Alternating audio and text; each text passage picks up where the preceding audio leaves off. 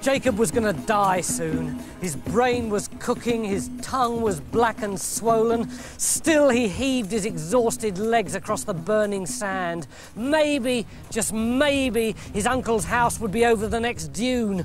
With one last desperate stagger, he made it to the top. And if he'd had an ounce of moisture left in his body, he'd have wept.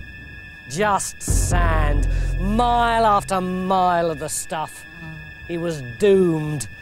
He pitched forward and began to roll. Down, down he went, crashing against rocks and scrubby bushes and the bleached bones of long-dead desert creatures, until, bash! His head crashed against a massive solitary stone. Night fell, and still he lay there.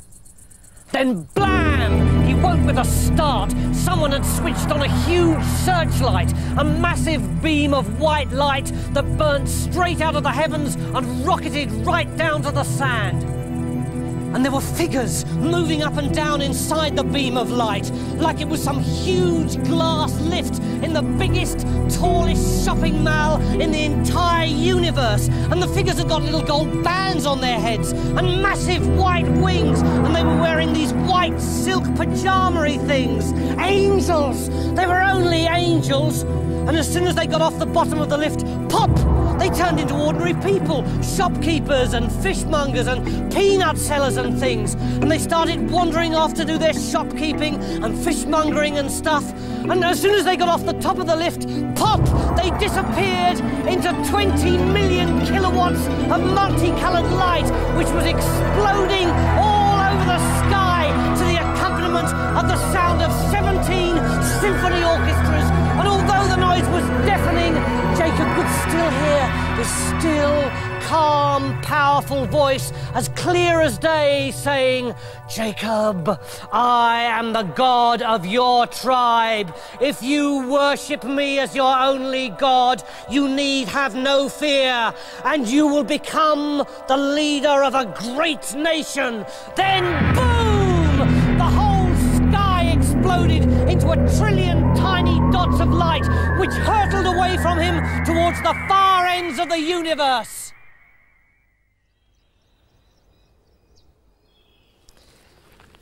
Have you ever woken up in the morning after a really wild party and thought, was I really there? Did that really happen? Did I really do all that stuff? Well, that's how Jacob felt. But the weird thing was, he wasn't half dead anymore. He was feeling pretty all right, actually. He picked himself up, marched straight towards the horizon, and by lunchtime, he could see palm trees in the distance. Soon, he thought, really soon, I'll be among friends again.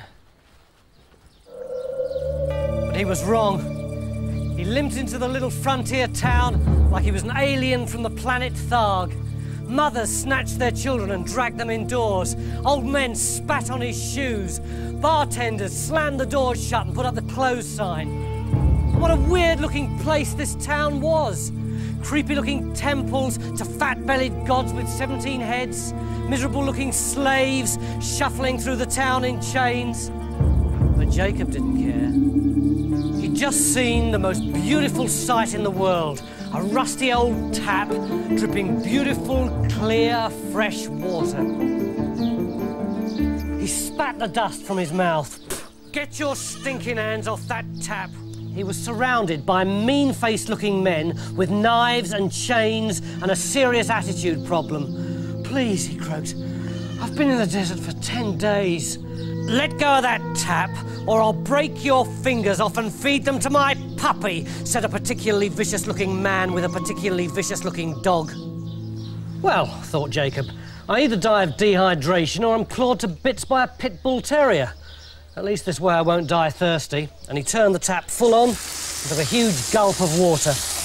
The mean-faced men rolled up their sleeves. The pit bull terrier smiled like it was the best thing that had happened to it all year, and the particularly vicious-looking man drew out a particularly vicious-looking knife and was just about to strike when, smack! Something whacked him on the back of the head and he fell to the ground, his head ringing like a phone in an empty room. What had happened? Sitting in the tree was a rather tasty young woman with big earrings and an even bigger stick. I see you've met our local police force, she said. Sorry, we don't get many strangers round here. Hi, I'm Rachel, daughter of Laban. Rachel, gasped Jacob. My cousin Rachel! And right there and then, in front of the vicious-looking men and the miserable-looking slaves and the pit bull terrier, he climbed the tree and gave her a zonking great kiss. Come in, come in, come in, come in, come in. Jacob's Uncle Laban was a really nice bloke. It's funny, because he didn't look it. He looked rather slimy, actually, with little mean, shifty eyes and one of those twitches that makes you look like you're probably an axe murderer. But he treated Jacob just like a son. He gave him the spare room and the spare donkey and the spare slave to do his little bits and pieces for him. Then, after he'd been there about 5 days... Oh, Jacob, said his uncle, do me a favour and unblock the sink. Fine, said Jacob, no problem. And he unblocked the sink. Then, after he'd been there about 6 days, Jacob, do me a favour and hose down the slaves. Fine, said Jacob, no problem. And he hosed down the slaves. Then, after about 7 days, clean out the septic tank. And after 8 days, muck out the pigsty, till after he'd been there 3 months. Jacob was working 7 days a week, morning, noon and night. Look, said his uncle, I am going to do you a favour. I am going to put you on the payroll. Have a fiver. I don't want your money, said Jacob, but there is one thing I do want, and I want it so badly I would work for no wages at all for 7 years just to get it.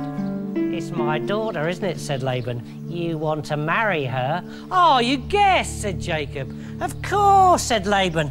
7 years, you said, free of charge. Oh, well, that was just a figure of speech. Was it? Well, never mind. If you love her that much, the time will just fly by. And it did. Jacob did all the plumbing and all the carpentry and sheared all the sheep, and Laban got richer and richer, and his little eyes twinkled and his little twitched, and the time just flew by. Then, at the end of 7 years, Jacob said, "Can I marry your daughter now, please?"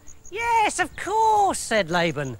"I'm a man of my word, aren't I?" And he twitched even more than usual.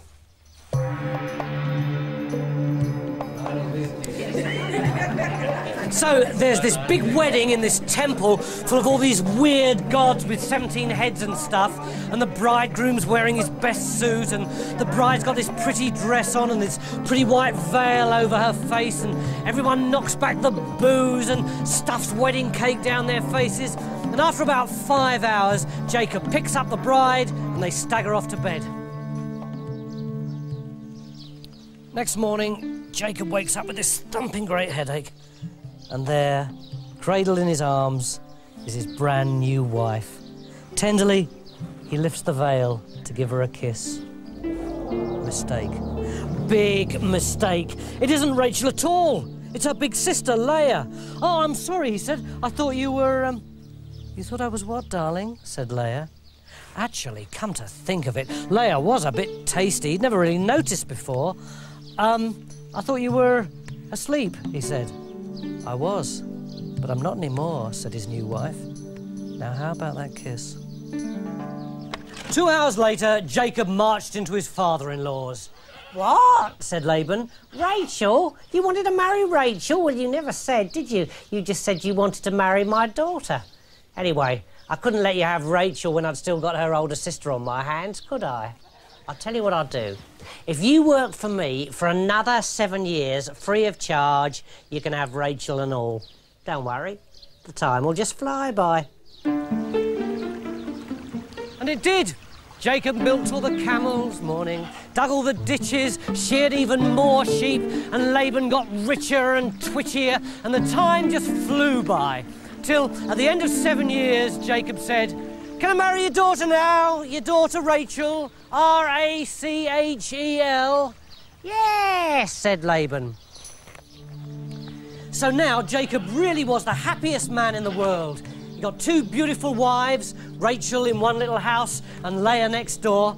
And 9 months later, Leah had a little baby called Reuben. And everyone was over the moon. And then 9 months after that, she had another little baby called Simeon. And 9 months later, another little baby called Levi. And 9 months later, another little baby called Judah. And by now, Rachel really was getting rather hacked off. What'll the neighbours say, thought Rachel. I'm a complete failure. I haven't had a single baby yet. Then hang on, she said to her slave girl. I've just had an idea. Why don't you go off with Jacob, get pregnant, then we'll have a nice little baby in our house. The slave girl really was rather tasty, but are you sure that's a good idea, said Jacob. Get going, you two, said Rachel. And 9 months later, the slave girl had a little baby called Dan. 4-1, said Rachel. Leah was livid. Two can play at that game, she said. I've got a slave girl too. Jacob, off you go, and don't come back till she's pregnant. And 9 months later, little baby Gad was born. And 9 months after that, little baby Asher. And now there were babies everywhere. Babies in the cupboards, babies in the soup tureens, babies in the Wellingtons. Stop, said Jacob. That's it. That's enough babies. No more. I'm going next door. And off he went back to Rachel's, and they had a lovely time just hanging out, listening to music and stuff. And pretty soon, everyone forgot all about having babies, until one day, Rachel was leaning over her garden wall, and there, in her sister's vegetable patch, was this big, fat, red, juicy carrot. Oh, Leah, she called. Let me have your carrot. Oh, I really fancy it. Oh, it's making my mouth water. You've already pinched my husband, said Leah. You're not pinching my carrot. Go away.